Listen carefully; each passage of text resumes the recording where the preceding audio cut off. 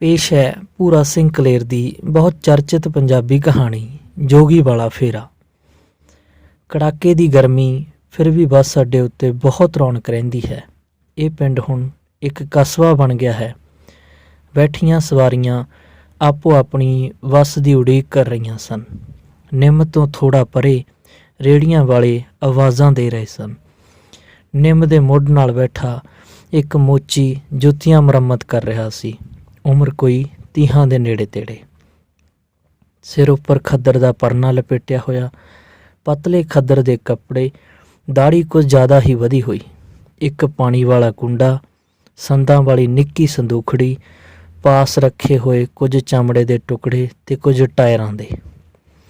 दूजे पासे संद, बुरश, पालश दीयां डब्बियां आदि।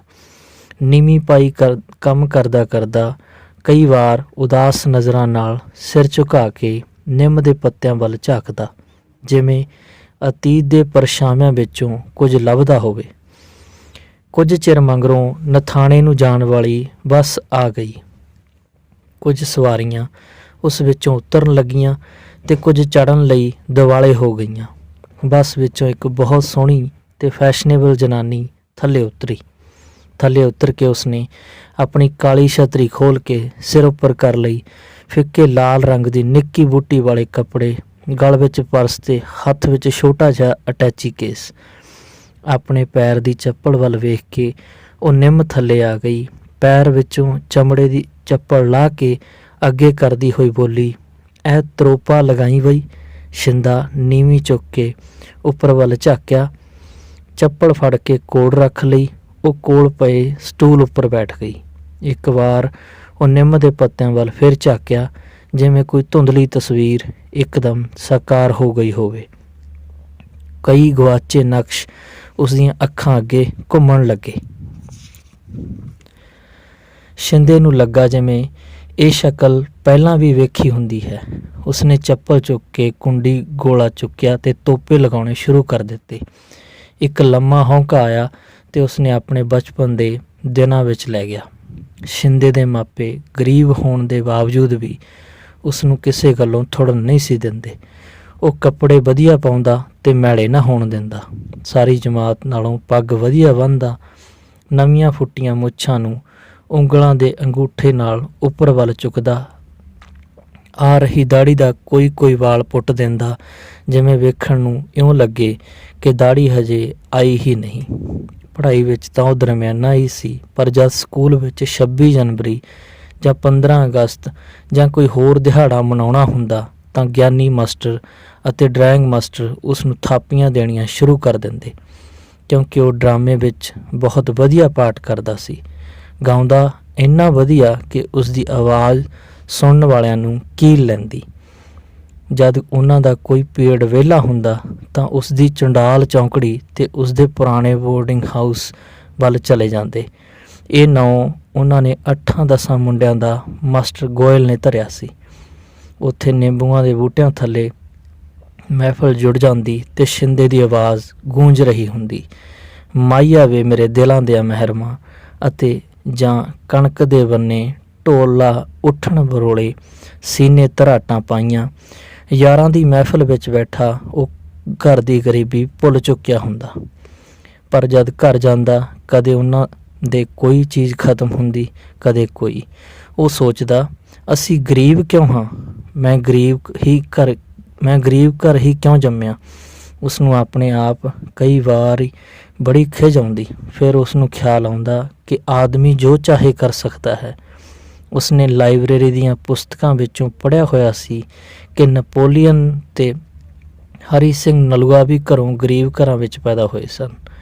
ਹੋਰ ਵੀ ਕਈ ਮਹਾਂਪੁਰਸ਼ ਗਰੀਬ ਘਰਾਂ ਵਿੱਚ ਜੰਮੇ ਤੇ ਕਰੜੀ ਘਾਲਣਾ ਕਰਕੇ ਕਿੰਨੇ ਮਹਾਨ ਬਣ ਗਏ। ਉਸ ਦਾ ਬਾਪ ਉਸ ਨੂੰ ਦੱਸਦਾ ਕਿ ਪਹਿਲਾਂ ਆਪਾਂ ਨੂੰ ਗਰੀਬ ਲੋਕਾਂ ਨੂੰ ਵੱਡੇ ਆਦਮੀ ਬਹੁਤ ਨਫ਼ਰਤ ਕਰਦੇ ਸਨ। ਕਿੰਨੀ ਛੂਆ-ਛਾਤ ਸੀ ਤੇ ਕਿੰਨੇ ਕੁ ਨਾਮਾਂ ਨਾਲ ਗਰੀਬਾਂ ਨੂੰ ਦੁਰਕਾਰਿਆ ਜਾਂਦਾ ਸੀ। ਅੰਗਰੇਜ਼ਾਂ ਦੇ ਰਾਜ ਵਿੱਚ ਕਿਵੇਂ ਪਟਵਾਰੀ ਪੁਲਿਸ ਵਾਲਿਆਂ ਤੋਂ ਅਫਸਰਾਂ ਦੇ ਭਾਰੇ ਬੋਝੇ ਇੱਕ ਪਿੰਡ ਤੋਂ ਦੂਜੇ ਪਿੰਡ ਛੱਡ ਕੇ ਆਉਂਦੇ। ਜੇ ਕੋਈ ਇੰਝ ਨਾ ਕਰਦਾ ਤਾਂ ਉਸ ਗਰੀਬ ਆਦਮੀ ਨੂੰ ਡੰਡਿਆਂ ਨਾਲ ਕੁੱਟਿਆ ਜਾਂਦਾ। ਤਾਂ ਸ਼ਿੰਦਾ ਆਖਦਾ, "ਬਾਪੂ ਫਿਰ ਤਾਂ ਤੁਸੀਂ ਕਿਤੇ ਕਿਸੇ ਕੁੱਤੇ ਬਿੱਲਿਆਂ ਵਰਗੇ ਹੁੰਦੇ ਹੋਵੋਗੇ। ਅੱਗੋਂ ਉਸਦਾ ਬਾਪੂ ਆਖਦਾ, ਹਾਂ ਪੁੱਤ, ਸੀ ਤਾਂ ਐਵੇਂ, ਪਰ ਵੇਖੋ ਨਾ, ਇੱਕ ਹੋਰ ਗੱਲ, ਉਦੋਂ ਖਾਣ ਪੀਣ ਨੂੰ ਖੁੱਲ੍ਹਾ ਸੀ, ਹੁਣ ਆਜ਼ਾਦੀ ਤਾਂ ਆ ਗਈ, ਪਰ ਸਾਲਾ ਨਾ ਦੁੱਧ ਮਿਲਦਾ ਨਾ ਘਿਓ, ਮਹਿੰਗਾਈ ਵਧੀ ਜਾਂਦੀ ਹੈ। ਸ਼ਿੰਦਾ ਆਖਦਾ, ਬਾਪੂ, ਸੁਣਿਆ ਆਪਾਂ ਨੂੰ ਪਹਿਲਾਂ ਸਕੂਲਾਂ 'ਚ ਵੜਨ ਨਹੀਂ ਸੀ ਦਿੰਦੇ।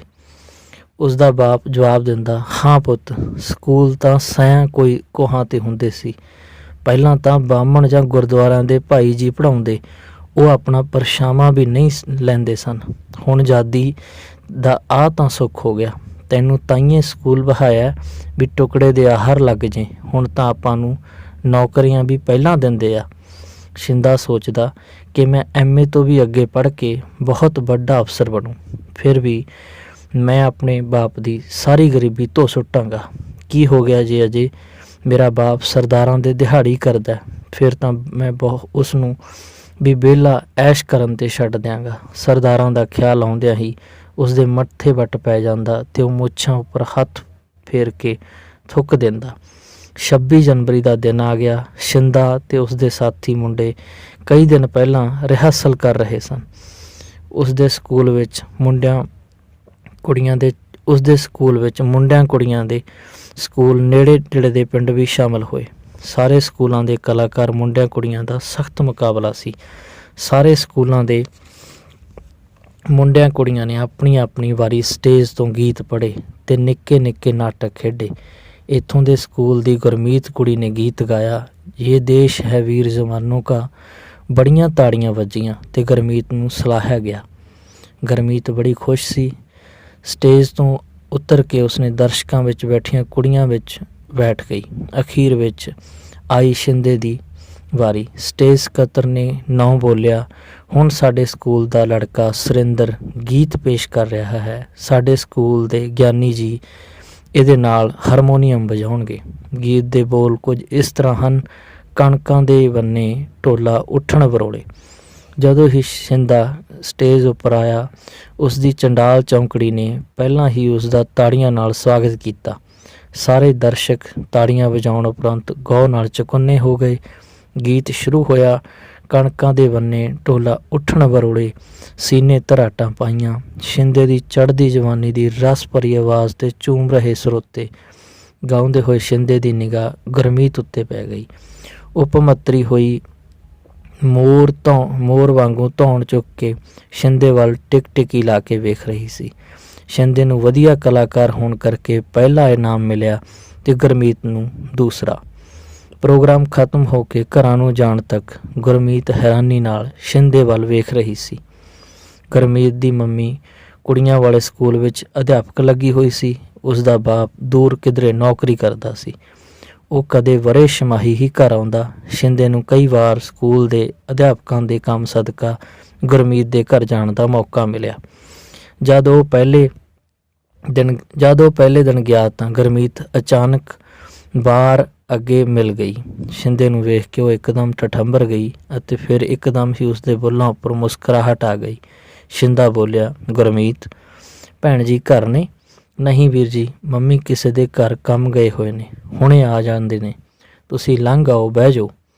ਨਹੀਂ, ਮੈਂ ਛੇਤੀ ਵਾਪਸ ਜਾਣਾ, ਇਹ ਚਿੱਠੀ ਫੜਾ ਦੇਣੀ ਅਧਿਆਪਕ ਜੀ ਨੇ ਉਹਨਾਂ ਨੂੰ। ਅਤੇ ਸ਼ਿੰਦੇ ਨੇ ਅਧਿਆਪਕ ਦੀ ਚਿੱਠੀ ਗੁਰਮੀਤ ਨੂੰ ਫੜਾ ਦਿੱਤੀ। ਜਦੋਂ ਸਾਈਕਲ ਵਾਪਸ ਮੋੜਨ ਲੱਗਾ ਤਾਂ ਉਹ ਬੋਲੀ, ਵੀਰ ਜੀ, ਉਸ ਦਿਨ ਵਾਲਾ ਤੁਹਾਡਾ ਗੀਤ ਬਹੁਤ ਸੋਹਣਾ ਸੀ, ਸੱਚਮੁੱਚ ਬਹੁਤ ਹੀ ਸੋਹਣਾ। ਕੀ ਮੈਨੂੰ ਨੋਟ ਕਰਾ ਦੇਵੋਗੇ? ਹਾਂ, ਤੁਸੀਂ ਨੋਟ ਕਰ ਲੈਣਾ ਕਿਸੇ ਦਿਨ। ਅਤੇ ਸ਼ਿੰਦਾ ਉਹਨਾਂ ਦੇ ਘਰ ਦੇ ਖੁੱਲ੍ਹੇ ਵਿਹੜੇ ਵਿੱਚ ਲੱਗੇ ਗੁਲਾਬ ਦੇ ਬੂਟਿਆਂ ਵੱਲ ਵਹਿੰਦਾ ਮੁੜ ਗਿਆ। ਚੜ੍ਹਦੀਆਂ ਜਵਾਨੀਆਂ ਵਿੱਚ ਪ੍ਰੀਤ ਲਹਿਰਾਂ ਤੂਫਾਨ ਦਾ ਰੂਪ ਧਾਰਨ ਕਰਨ ਗਈਆਂ। ਜਜ਼ਬਾਤੀ ਹੋਏ ਮਨ ਇੱਕ ਦੂਜੇ ਦੇ ਬੜੇ ਨੇੜੇ ਆ ਗਏ। ਵਾਸ਼ਨਾ ਤੋਂ ਰਹਿਤ ਹਰ ਖਿਆਲ ਦਾ ਪ੍ਰਗਟਾਵਾ ਉਹਨਾਂ ਦੇ ਇੱਕ ਦੂਜੇ ਅੱਗੇ ਕੀਤਾ। ਜ਼ਿੰਦਗੀ ਖੀਵੇ ਹੋਏ ਪਲ ਮਾਣਦੇ ਉਹ ਬੜੀ ਦੂਰ ਆ ਨਿਕਲੇ। ਸ਼ਿੰਦਾ ਇੱਕ ਗਰੀਬ ਘਰ ਦਾ ਮੁੰਡਾ ਅਤੇ ਗੁਰਮੀਤ ਤਕੜੇ ਰੱਜਦੇ ਪੁੱਜਦੇ ਅਮੀਰ ਖਾਨਦਾਨ ਦੀ ਕੁੜੀ। ਸ਼ਿੰਦਾ ਇੱਕ ਦਿਨ ਗੁਰਮੀਤ ਦੇ ਘਰ ਗਿਆ। ਉਹ ਘਰ ਇਕੱਲੀ ਹੀ ਸੀ। ਹੁਣ ਸ਼ਿੰਦਾ ਆਪ ਵੀ ਗੀਤ ਲਿਖਣ ਲੱਗ ਪਿਆ ਸੀ। ਸ਼ਿੰਦੇ ਨੇ ਗੁਰਮੀਤ ਨੇ ਬੜੀਆਂ ਗੱਲਾਂ ਕੀਤੀਆਂ, ਗੀਤਾਂ ਬਾਰੇ, ਕਲਾਕਾਰਾਂ ਬਾਰੇ ਅਤੇ ਪਿਆਰ ਭਰੇ ਸਾਂਝੇ ਦਿਲਾਂ ਦੇ ਹੋਣ ਦੀਆਂ ਗੱਲਾਂ। ਜਦ ਸ਼ਿੰਦਾ ਆਪਣਾ ਸਾਈਕਲ ਚੁੱਕ ਕੇ ਵਾਪਸ ਜਾਣ ਲੱਗਿਆ ਤਾਂ ਜਜ਼ਬਾਤੀ ਹੋਈ ਗੁਰਮੀਤ ਨੇ ਉਸ ਨੂੰ ਘਰ ਲੱਗੇ ਬੂਟੇ ਨਾਲੋਂ ਗੁਲਾਬ ਦਾ ਫੁੱਲ ਤੋੜ ਕੇ ਫੜਾਉਂਦੀ ਹੋਈ ਨੇ ਕਿਹਾ, ਵੀਰ ਜੀ ਇਹ ਲੈ ਲਵੋ, ਤੁਹਾਡੇ ਗੀਤਾਂ ਵਰਗਾ ਹੀ ਏ, ਸੰਭਾਲ ਕੇ ਰੱਖਿਓ। ਉਹ ਚੰਚਲ ਨਜ਼ਰਾਂ ਨਾਲ ਮੁਸਕਰਾ ਰਹੀ ਸੀ। ਜਜ਼ਬਾਤੀ ਹੋਏ ਸ਼ਿੰਦੇ ਨੇ ਉਸੇ ਹੀ ਰੌਬ ਵਿੱਚ ਜਵਾਬ ਦਿੱਤਾ, ਗੁਰਮੀਤ, ਗੀਤਾਂ ਨੇ ਤੇ ਫੁੱਲਾਂ ਨੇ ਸਦਾ ਜ਼ਿੰਦਗੀ ਵਿੱਚ ਕਦੇ ਸਾਥ ਦਿੱਤਾ? ਸ਼ਾਇਦ ਮੈਨੂੰ ਵੀ।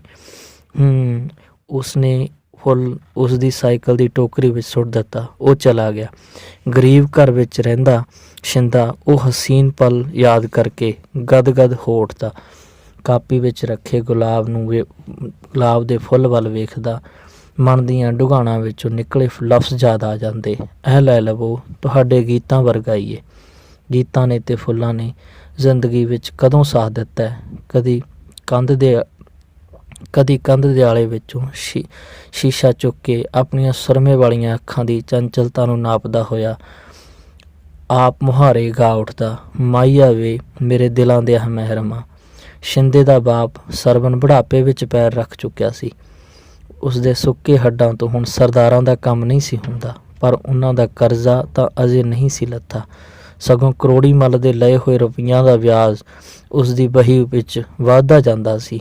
ਉਸਦਾ ਬਾਪ ਬਿਮਾਰ ਹੋ ਗਿਆ ਤੇ ਸਰਦਾਰਾਂ ਦਾ ਹੀ ਕੰਮ ਉੱਪਰ ਨਾ ਜਾ ਸਕਿਆ। ਕਈ ਦਿਨਾਂ ਬਾਅਦ ਛੋਟਾ ਸਰਦਾਰ ਉਸਦੇ ਘਰ ਆਇਆ, ਗਲ ਵਿੱਚ ਦਨਾਲੀ ਪਾਈ ਹੋਈ ਤੇ ਨਾਲ ਲੀਲੂ ਆਂਬਲੀ ਦਾ ਗੰਡਾਸਾ ਫੜਿਆ ਹੋਇਆ। ਜੇ ਤੂੰ ਕੰਮ 'ਤੇ ਨਹੀਂ ਆ ਸਕਦਾ ਤਾਂ ਮੁੰਡੇ ਨੂੰ ਭੇਜ ਦੇ, ਪੜ੍ਹ ਕੇ ਕਿਹੜਾ DC ਲੱਗ ਜੂ।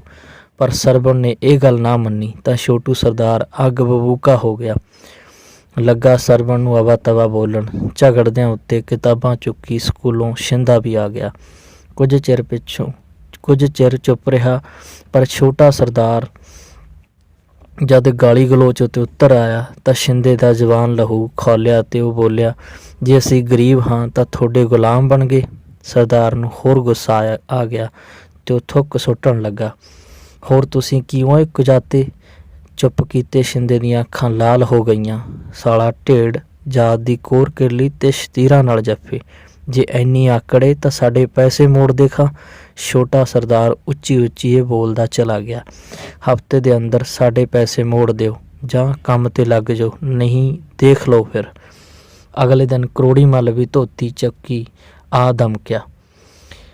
ਗੱਲ ਬੁੜਬੁੜ ਕਰਨ। ਸਰਵਣ ਨੇ ਸਰਦਾਰ ਦਾ ਗੁੱਸਾ ਵੀ ਕਰੋੜੀ ਮੱਲ 'ਤੇ ਲਾਉਣਾ ਸ਼ੁਰੂ ਕਰ ਦਿੱਤਾ। ਪਿੰਡੋਂ ਨਿਕਲਦੇ ਹਾਂ ਜਾਂ ਨਹੀਂ ਹੈ ਸਾਡੇ ਕੋਲ, ਜਾਂ ਲੈ ਲਾ ਜ਼ੋਰ। ਅਗਲੇ ਦਿਨ ਕਰੋੜੀ ਮੱਲ ਪੁਲਿਸ ਲੈ ਆਇਆ। 2 ਸਿਪਾਹੀਆਂ ਨੇ ਆਉਣ ਸਾਰ ਸਰਵਣ ਨੂੰ ਡੰਡਿਆਂ ਨਾਲ ਕੁੱਟਣਾ ਸ਼ੁਰੂ ਕਰ ਦਿੱਤਾ ਅਤੇ ਘਰੋਂ ਘੜੀਸ ਲਿਆ। ਸਰਵਣ ਦੀ ਪਾਟੀ ਪੱਗ ਲਾਹ ਕੇ ਉਸਦੀਆਂ ਮੁਸ਼ਕਾਂ ਦੇ ਲਾਈਆਂ ਤੇ ਅੱਗੇ ਲਾ ਲਿਆ। ਸਿਪਾਹੀ ਸਰਵਣ ਨੂੰ ਕੁੱਟ ਕੇ ਥਾਣੇ ਲਿਜਾ ਰਹੇ ਸਨ। ਰਾਹ ਵਿੱਚ ਸਕੂਲ ਆਉਂਦਾ ਸ਼ਿੰਦਾ ਮਿਲ ਗਿਆ। ਉਹ ਥਾਂ ਭਮੱਤਰ ਗਿਆ। ਉਸਦੇ ਹੱਥ ਪੈਰ ਕੰਬ ਰਹੇ ਸਨ। ਆਪਣੇ ਬਾਪ ਦੀ ਇਹ ਹਾਲਤ ਦੇਖ ਕੇ ਘਰੇ ਜਾ ਕੇ ਉਸਦੀਆਂ ਭੁੱਬਾਂ ਨਿਕਲ ਗਈਆਂ। ਉਸਦੀ ਮਾਂ ਅੱਡ ਰੋ ਰਹੀ ਸੀ। ਉਹਨਾਂ ਮਾਂ ਪੁੱਤਾਂ ਨੂੰ ਕੁਝ ਨਹੀਂ ਸੀ ਸੁੱਝ ਰਿਹਾ। ਸ਼ਿੰਦੇ ਨੇ ਕਿਤਾਬਾਂ ਕਤੂਬਾਂ ਵਗਾ ਕੇ ਮਾਰੀਆਂ ਤੇ ਆਪਣੀ ਮਾਂ ਨੂੰ ਇੱਕ ਸਲਾਹ ਦਿੱਤੀ।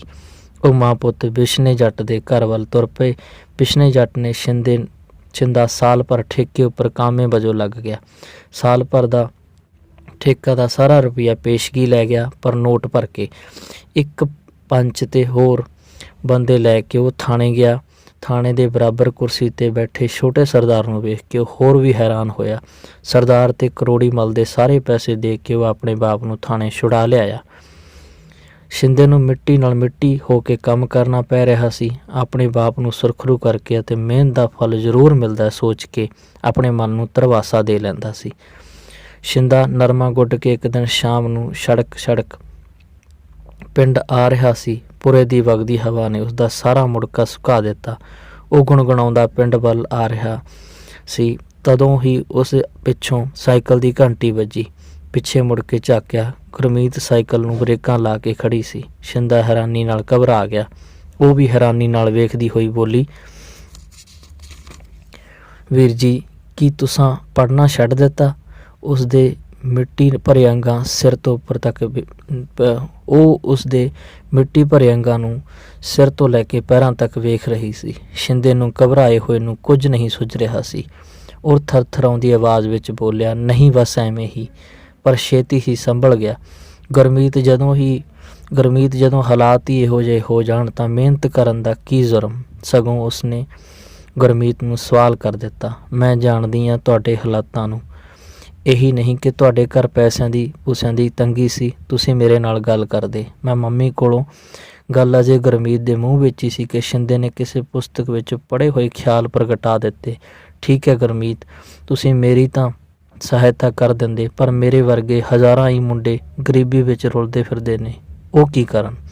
ਉਹ ਬਰਾਬਰ ਸੜਕ ਉੱਪਰ ਤੁਰੇ ਆਉਂਦੇ ਸਨ। ਗੁਰਮੀਤ ਨੇ ਉਸ ਨੂੰ 10ਵੀਂ ਕਰਕੇ ਕਾਲਜ ਵਿੱਚ ਦਾਖਲਾ ਲੈਣ ਲਈ ਜ਼ੋਰ ਦਿੱਤਾ, ਜਿਸ ਕਾਲਜ ਵਿੱਚ ਉਹ ਆਪ ਪੜ੍ਹਨ ਲੱਗੀ ਪਈ ਸੀ। ਪਰ ਸ਼ਿੰਦੇ ਨੇ ਉਸ ਦੀ ਮੰਮੀ ਕੋਲੋਂ ਸਹਾਇਤਾ ਲੈਣੀ ਆਪਣੀ ਹੇਠੀ ਸਮਝੀ ਤੇ ਨਾ ਮੰਨਿਆ।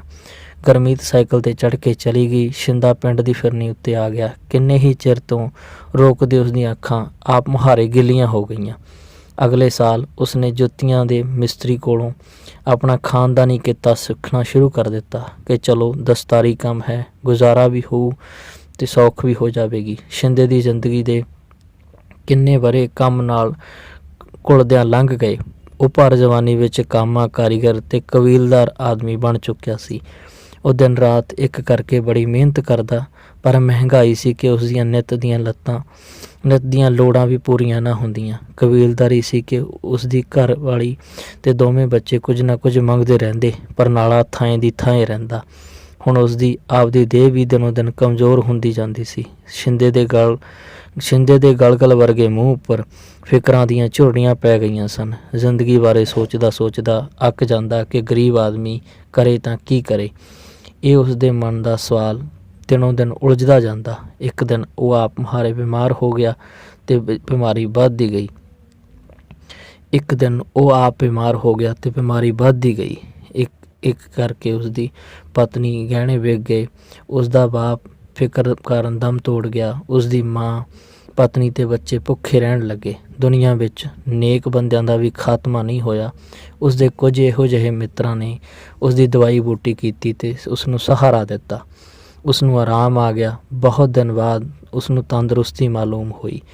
ਆਪਣੇ ਆਪ ਨੂੰ ਠੀਕ ਸਮਝ ਕੇ ਉਸਨੇ ਆਪਣੇ ਸਾਰੇ ਸੰਦ ਸੰਦੂਖੜੀ ਵਿੱਚ ਪਾਏ। ਬੱਸ ਅੱਡੇ ਉੱਪਰ ਆ ਕੇ ਜੁੱਤੀਆਂ ਮੁਰੰਮਤ ਕਰਨ ਦਾ ਕੰਮ ਆਰੰਭ ਲਿਆ। ਇੱਕ ਲੰਮਾ ਹੌਂਕਾ ਫੇਰ ਆਇਆ ਤੇ ਸ਼ਿੰਦੇ ਨੇ ਸਿਰ ਝੰਜਕ ਕੇ ਤਰੋਪੇ ਲਾਉਂਦੇ ਨੇ ਸਟੂਲ ਉੱਪਰ ਬੈਠੀ ਗੁਰਮੀਤ ਵੱਲ ਵੇਖਿਆ। ਕਿੰਨੇ ਹੀ ਸਾਲਾਂ ਦੇ ਪੀੜਾਂ ਪੁਰਾਣੇ ਅਹਿਸਾਸ ਤੇ ਚੱਪਲ ਦੇ ਪੰਜੇ ਉੱਪਰ ਚਮੜੇ ਦੇ ਅੱਧ ਖਿੜੇ ਫੁੱਲ ਵੱਲ ਵੇਖ ਕੇ ਉਹ ਕਹਿਣ ਲੱਗੀ, ਆਹ ਫੁੱਲ ਦੇ ਤਰੋਪੇ ਵੀ ਉਖੜੇ ਪਏ ਨੇ ਭਾਈ, ਜਰਾ ਇਹ ਵੀ ਲਾ ਦੇ ਵੀ, ਕਿਧਰੇ ਲੈ ਕੇ ਨਾ ਡਿੱਗ ਪਵੇ।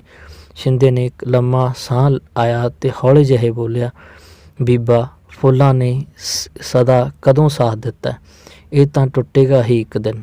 ਗੁਰਮੀਤ ਇੱਕਦਮ ਹੈਰਾਨੀ ਨਾਲ ਅੱਖਾਂ ਗੱਡ ਕੇ ਸ਼ਿੰਦੇ ਵੱਲ ਝਾਕੀ, ਜਿਵੇਂ ਕੋਈ ਪੁਰਾਣੀ ਗੱਲ ਯਾਦ ਆ ਗਈ ਹੋਵੇ। ਥੋੜ੍ਹਾ ਠਹਿਰ ਕੇ ਬੋਲੀ, ਭਾਈ ਤੂੰ ਸੁਰਿੰਦਰ ਨਹੀਂ? ਸ਼ਿੰਦਾ ਇੱਕਦਮ ਸੁਚੇਤ ਹੋ ਗਿਆ ਤੇ ਨੀਵੀਂ ਪਾਈ ਹੋਈ ਬੋਲਿਆ, ਕੌਣ ਸੁਰਿੰਦਰ?